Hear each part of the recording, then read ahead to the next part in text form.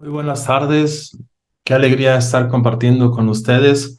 Es un gusto para mí reflexionar todos juntos estos bellos pasajes del Evangelio de San Lucas.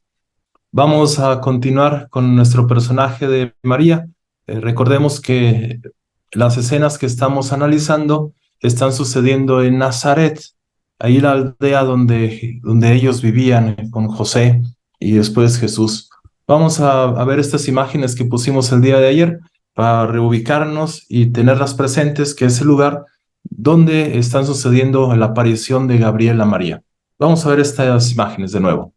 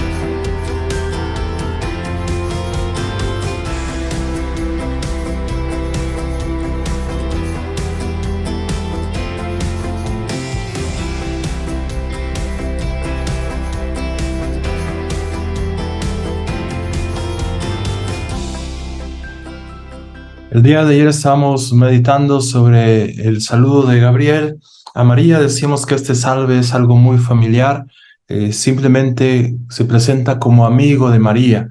Y de una de las cosas que estábamos analizando también ayer fue el momento donde se asusta a María y lo comparábamos con Zacarías. Veíamos que los dos se turban, los dos se asustan, se sorprenden, pero Zacarías fue el momento de verlo y María por las palabras del ángel, no cuando lo ve. Esto nos sugiere, simplemente nos hace pensar que María ya había visto a Gabriel en otro momento y es tan familiar que simplemente lo saluda como hola y están platicando. Entonces María no se asusta por su presencia, sino por las palabras que le dice, porque el momento que le menciona que ha recibido gracia, que el Señor está con ella, va implícita una misión. Es ahí cuando uno se asusta, porque es, ay, mamá, Madre Santa, Que no hay como agarrarse ¿qué de me aquí espera? tan, ¿Qué viene para acá? nos van a No es echar las manos aquí. el problema no es que se le aparezca a María, sino la misión que le encomienda. Es ahí donde se pone a temblar María. Y después le pregunta, ¿cómo va a ser esto? Pero veamos que Zacarías también le preguntó al ángel cómo podré saber esto. Sin embargo, la reacción del ángel es completamente distinta. ¿Por qué? ¿Con el varón es más duro y con la mujer es más suave? Bueno, a lo mejor sí, pero yo creo que había otra intención de fondo. Y ahí nos quedamos el día de ayer, en esta pregunta. ¿Cómo podré saber esto? ¿Cómo será esto? ¿Cuáles son las diferencias? ¿Por qué a uno lo castiga y a la otra no? Vamos para allá entonces.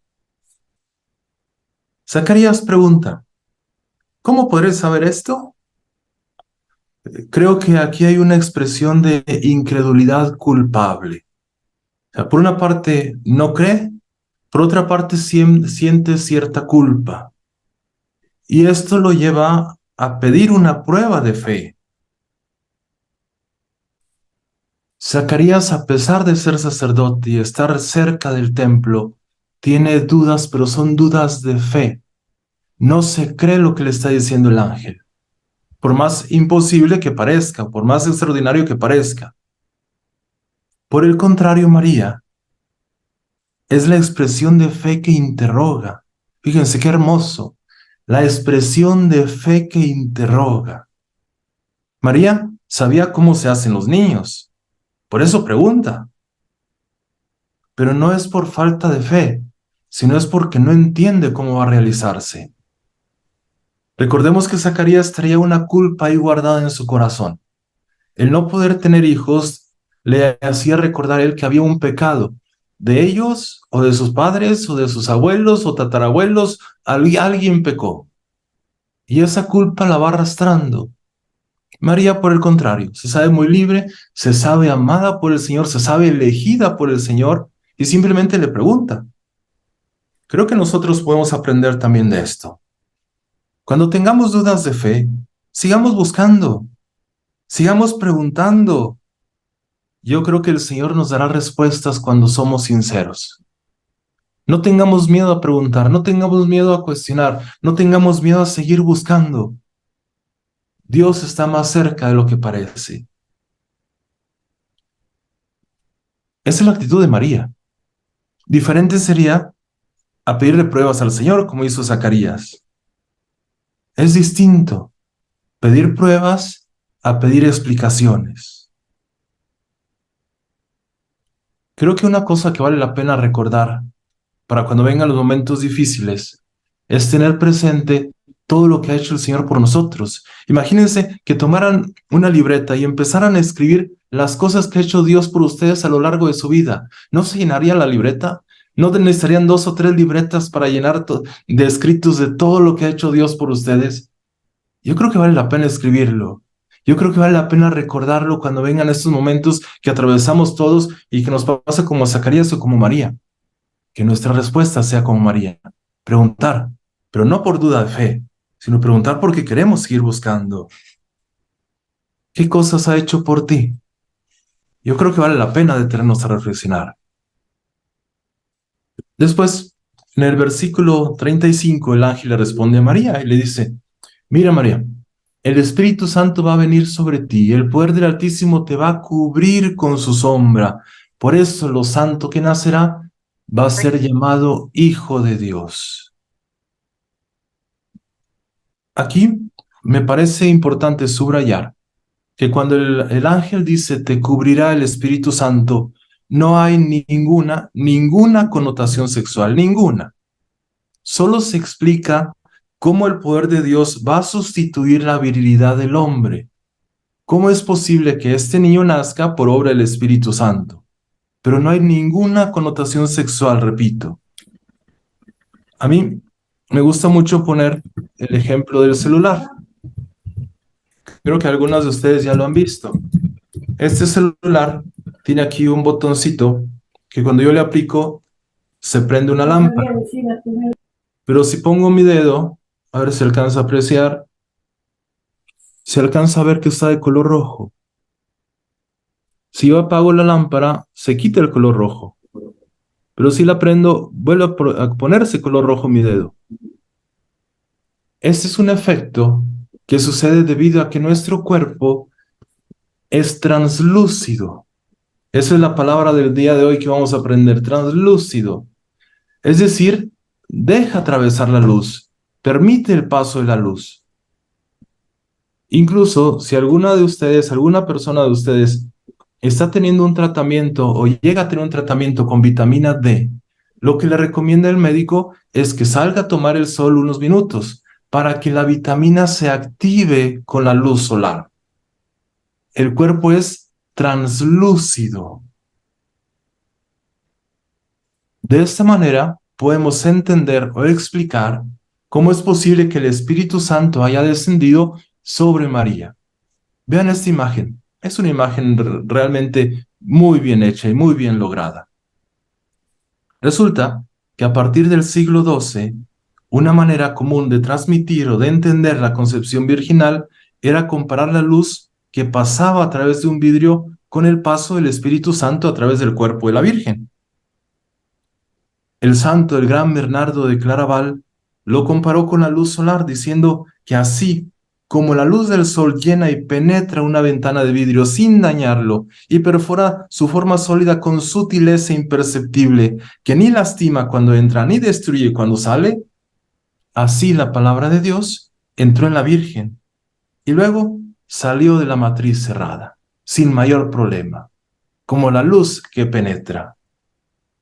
Este cuadro que tienen ahí en la pantalla lo pintó Hans Memling. Ahí vemos tres objetos sobre el aparador que representan en conjunto la pureza de la Virgen. El frasco de agua, el candelero, el paquete de mechas. La luz, a través del frasco de vidrio, simboliza la carne. El candelero y el paquete de mechas van todos unidos porque anuncia la luz. La luz, a través del frasco de vidrio, va a ser atravesada por la luz divina. El agua clara, diáfana, representa su pureza en el momento de la concepción. El frasco, si se alcanza a apreciar, el frasco tiene una forma de cruz o se alcanza a percibir apenas la forma de cruz. Aquí lo pongo a subrayar en círculo. Ahí se alcanza a ver la cruz. Es fantástico cómo dibuja este señor Memling. Ahí se reflejan los listones de la cruz para señalarnos que desde el principio del nacimiento van unidos estos misterios: encarnación, muerte y resurrección de Jesús. Todo va junto. En una ocasión, un señor me preguntaba, me decía, oiga, ¿es cierto que Jesús tenía solamente 23 cromosomas? Y dije, a ver, ¿cómo está eso? Todos tenemos 46 cromosomas. Dice, sí, porque es que solamente tenía los cromosomas de la Virgen María. Y yo dije, a ver, si solo tiene los cromosomas de la Virgen, pues entonces no estamos hablando de un humano. Y recordemos que Jesús es 100% humano y 100% Dios. Entonces no podemos separarlo. Y me decía este decir, bueno, y entonces, ¿de dónde agarró los otros cromosomas Jesús?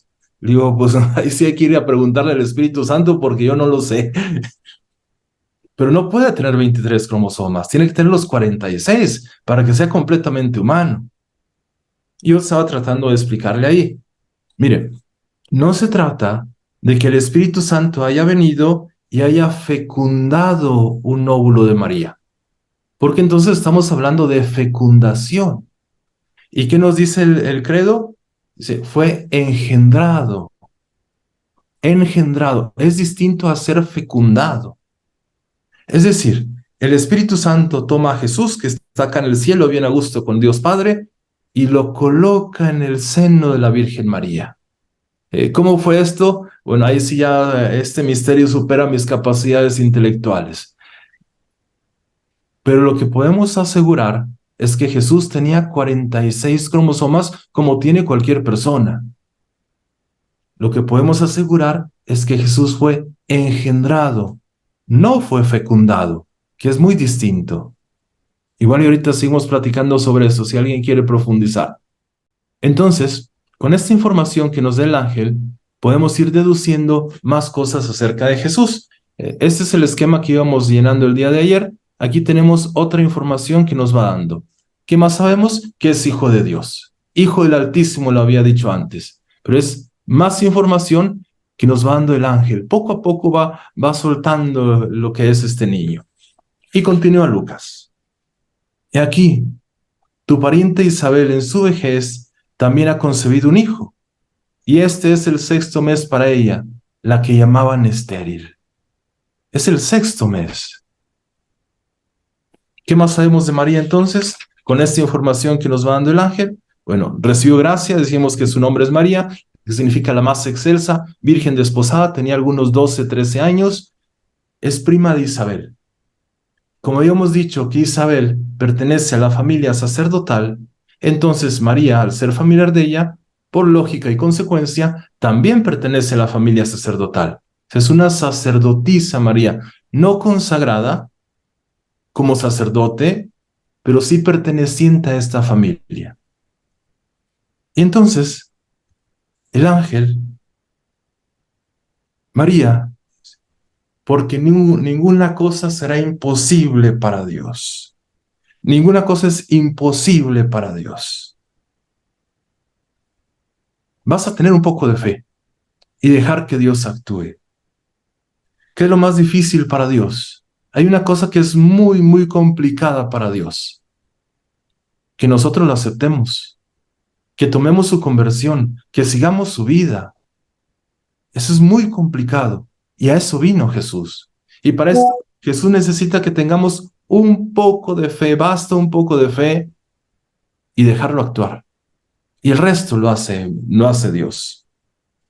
Yo recuerdo que cuando era joven y me empezaba a acercar a la iglesia, una vez tocó el domingo el evangelio de si tuvieras fe como un granito de mostaza, tú le dices a esta montaña, muévete y se moverá. Y recuerdo que camino a mi casa estaba una plaza y en esa plaza estaba un árbol fantástico, enorme estaba el árbol. Y yo dije, bueno, a lo mejor mi fe no alcanza para mover una montaña, pero sí alcanzará para mover un árbol. Dije, bueno, pues me puse ahí delante del árbol.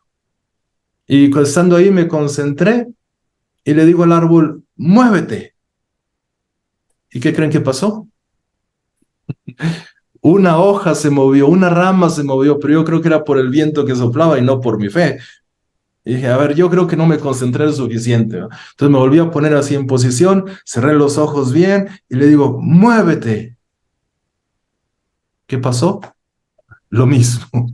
Dije, a ver, yo creo que no tuve la suficiente concentración, ¿verdad? Ya me fui a mi casa. Dije, a ver, voy a empezar a ayunar. Voy a empezar a rezar todos los días. Dije, para que mi fe crezca y ese árbol no me gane. Dije, como buen mexicano, no me doy por vencido a la primera. A los 8 días, saliendo de misa otra vez, me pongo delante de ese árbol y le digo, muévete. ¿Y qué pasó? Lo mismo que la semana pasada. Ni una rama se movía. Y yo dije, no, pues será posible, o sea, una semilla de mostaza es pequeñísima, ¿cómo será?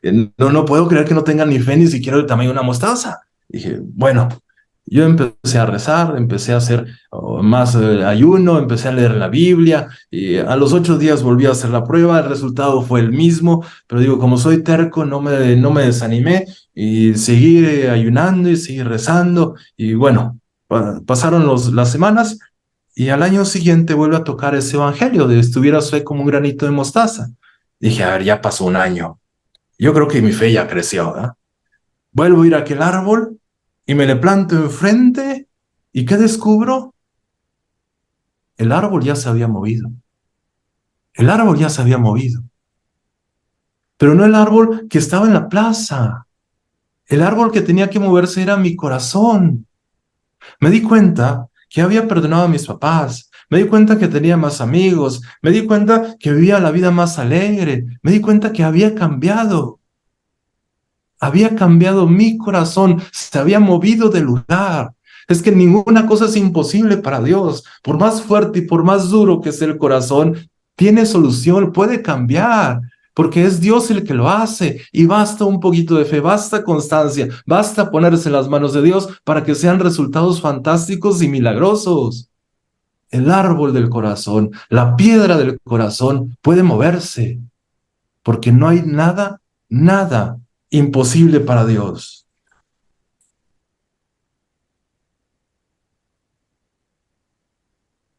Y entonces María le dijo, he aquí la sierva del Señor, hágase conmigo conforme a tu palabra. Siervo es distinto a como lo entendemos el día de hoy. En aquel entonces ser siervo implicaba que el patrón te mantuviera y se preocupara de todas tus cosas. Hoy sería el seguro médico, tus medicinas, que comas bien, que tengas un buen techo. O sea, el patrón se encargaba de todo eso a cambio de que tú le dieras un buen servicio.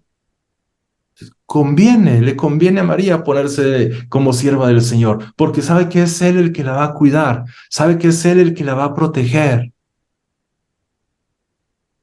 Hágase conmigo conforme a tu palabra. Imagínense, es una niña muchachita de 12 años y tiene a su cargo esta gran misión. Tiene a su cargo el decir acepto o no acepto. María podía negarse a tomar la misión. Era libre de decir, Señor, yo te agradezco, pero no gracias. Yo a veces me gusta echar un poquito de teatro y hacer aquí teatro y me imagino que está María después de que el ángel le dice, vas a ser mamá de Jesús, y María está así pensando, dice, ¿acepto o no acepto? Y de repente se aparece un diablito, ¿no? Aquí en la oreja, y le dice, no, María, no aceptes, no aceptes, no te conviene, va a ser muy difícil, te pueden apedrear, te pueden matar, José se va a enojar. Y por el otro lado el angelito acá, el bueno, ¿no? Y diciendo, sí, María, tú puedes, aunque estés joven, tú vas a lograrlo. Y acá el otro diablito, no, María, no, porque es peligroso. Y qué miedo, y qué miedo. Y el otro angelito acá peleándose, y sí, María, estamos contigo, ¿no? Imagínense ese momento de tensión. Y María como que, ¿qué hago? ¿Qué hago? ¿Acepto o no acepto? ¿Acepto o no acepto? Sí, le dice María a Dios, hágase conmigo conforme tu palabra. Y qué alivio, ¿verdad? Qué bueno, porque si María dice que no, pobre de nuestro Padre Dios que tiene que irse a buscar otra muchachita o preparar otra muchachita, a ver si quiere. Pero María acepta, es dócil, tiene fe, confianza, hágase conmigo conforme a tu palabra. Sabía, hermanos, de quién se estaba poniendo. Sabía que siendo sierva, Dios iba a encargar de todo lo demás. Ojalá que también nosotros nos animamos a ser siervos, siervas del Señor, porque sabemos que Él se va a encargar de todo lo demás. Uno pone y después el Señor se encarga de que sucedan las cosas. Él lleva el camino porque es su reino, es el reino de Dios. ¿Qué más sabemos de María? Es que es sierva. Aquí ya tenemos todo un listado grandísimo de las cosas, de las características de María. Y estas las vamos sumando a las características que teníamos de Jesús. Y termina este pasaje diciendo, el ángel se fue de su presencia. Entonces, ¿qué sabemos de Jesús? Aquí tenemos el resumen. Concepción virginal, es hijo de María, por tanto es humano, se llama Jesús, el Salvador, como habíamos dicho, y como dijimos es sinónimo de José y de Josué. Es hijo del Altísimo, por tanto es Dios. Tiene el trono de David, por tanto es el Mesías, y las promesas de Dios se cumplen. Rey eterno, su reino jamás va a terminar. Es hijo de Dios, y esta es la descripción más hermosa que podemos hallar de Jesús, es hijo de Dios. Y por otra parte tenemos aquí también la descripción de María, virgen desposada, su nombre es la más excelsa, recibe gracia, prima de Isabel, y es sierva. Y yo creo que vale la pena que nos preguntemos, bueno, ¿qué ha hecho Dios por nosotros? ¿Cuáles son las cosas que Dios nos ha dado? ¿Cuál es nuestra misión? ¿Qué es eso que nadie más puede hacer sino solamente tú? Y que con confianza le digamos al Señor, hágase en mí tu palabra, con fe y con esperanza. Después, el Evangelio de Lucas nos va a presentar el encuentro entre María e Isabel. Va a comprender los versículos del 36 al 56. Son 20 versículos también muy llenos de teología y de sabiduría. A ver, vamos a continuar a ver qué encontramos de ellos. María se levantó y se fue apresuradamente a la región montañosa, a una ciudad de Judá, y entró en la casa de Zacarías y saludó a Isabel. María se levanta, se va rápido, tal vez porque era necesario que se encontraran estas dos mujeres. Tal vez por el miedo a ser apedreada, tal vez por el miedo a José, tal vez porque tenía que asimilar lo que estaba sucediendo. No lo sabemos exactamente. Lo que Lucas nos platica es que se fue rapidito, rápido, rápido, algo urgía. Tenía prisa por llegar. El saludo no era una formalidad, sino una preocupación porque la otra persona estuviera bien. Entra en la casa, la saluda. está tratando de ver cómo está Isabel. Lucas, fíjense que no menciona el saludo como había hecho como con el ángel, porque no le interesan las palabras ahorita de María, le va a interesar las palabras que pronuncia después. Lo que a Lucas le interesa es observar el saludo y la reacción de Isabel. Le interesa ver cómo reacciona Isabel ante el saludo de María. Repito, no es una formalidad, es me preocupo por ver cómo estás. En una ocasión me tocó estar en Filipinas haciendo ahí unos trabajos de parte de la congregación y se me hizo muy curioso la forma como te tratan y te reciben los filipinos. Cuando tú llegas, lo primero que te dicen es, ¿de dónde vienes? A mí se me hizo muy curioso y yo salté porque, a ver, ni te conozco y ya me estás preguntando de dónde vengo, así como que no andes de metiche, ¿qué te importa? Pero bueno, por ser cortés yo ya le respondí, ¿verdad? Y después entendí que no es que estén siendo metiches, sino que les interesa ver de dónde vengo para ver qué me pueden ofrecer o en qué me pueden ayudar. Después me preguntan, la segunda pregunta que hacen los filipinos es, ¿ya comiste? Y no se preocupan tanto por si tienes hambre o no tienes hambre. Lo que a ellos les interesa es que en un café, en una taza de té, en un par de blanquillos de huevos que tienes ahí comiendo, se establezca un diálogo y puedas comunicarte con él. Se trata de hacer hermanos. Y después, la otra pregunta que te hacen siempre los filipinos es, ¿a dónde vas? Digo, a uno de mentalidad acá occidental, como que le choca, ¿no? O sea, que yo siempre decía, bueno, ¿qué te importa? O sea, ¿qué te andas metiendo en mi vida? Pero no es eso, sino es, ¿a dónde vas para ver si necesitas algo que yo pueda darte y así acompañarte en tu viaje? Fíjense qué hermoso y me parece que esto se puede aplicar muy bien aquí en el saludo de María e Isabel. Se está preocupando. ¿Cómo estás, Isabel? ¿Cómo va el niño? ¿Qué te pareció el ángel? ¿Qué ha habido de nuevo en tu vida? Es un interés por ella. No solamente es, ¿qué tal? ¿Qué hubo? Es, quiero a ver en qué puedo hacer por ti. Vamos a ver esas imágenes que nos remontan al lugar donde vivía Isabel y donde la tradición y la arqueología nos dicen que fue este bello encuentro.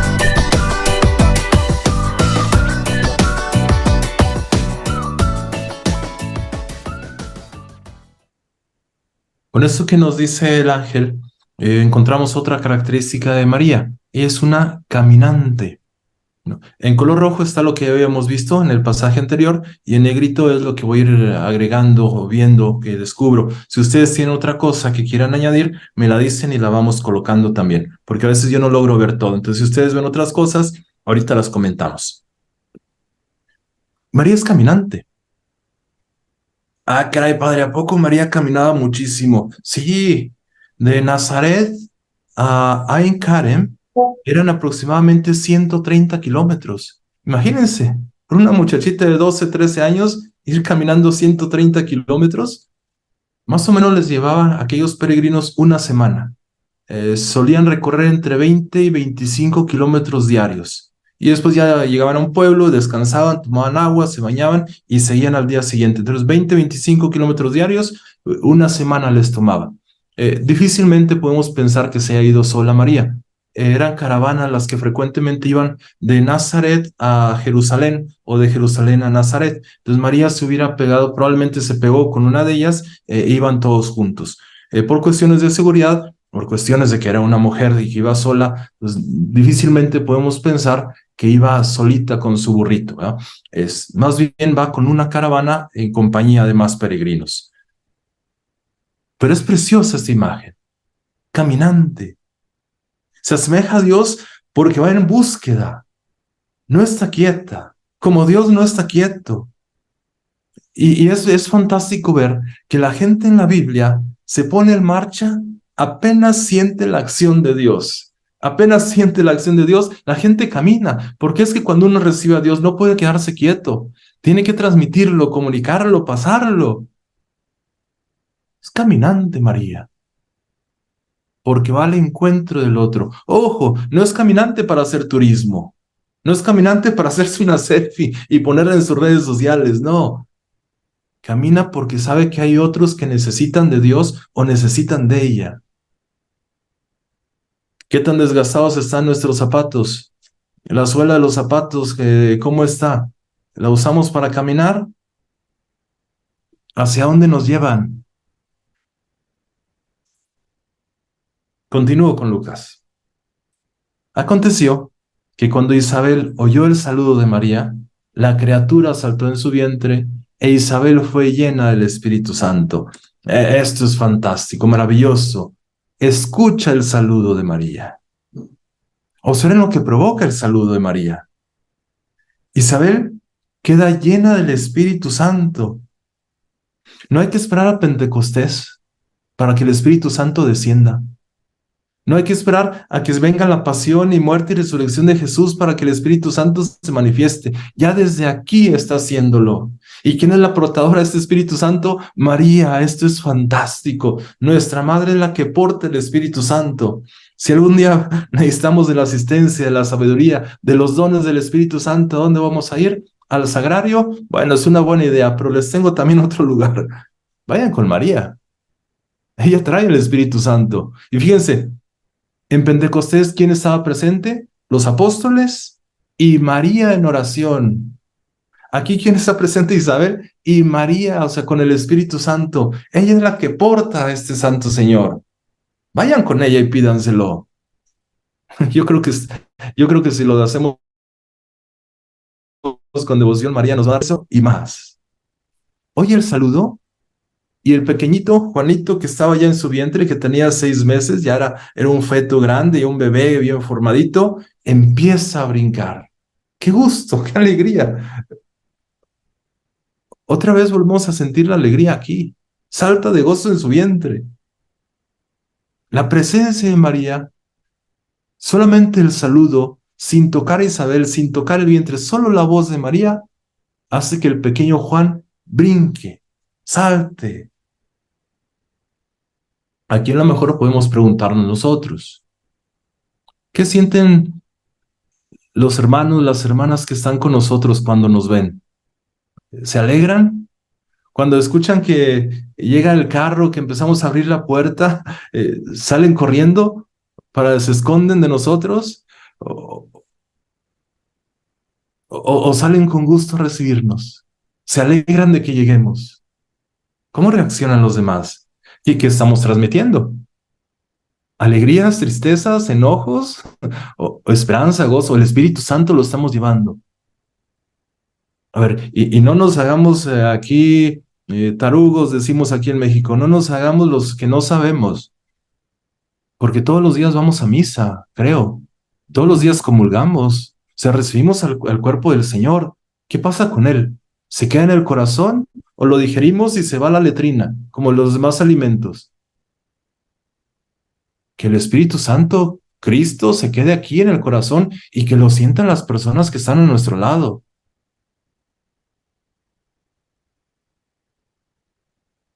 Había a un superior al que le teníamos mucho miedo.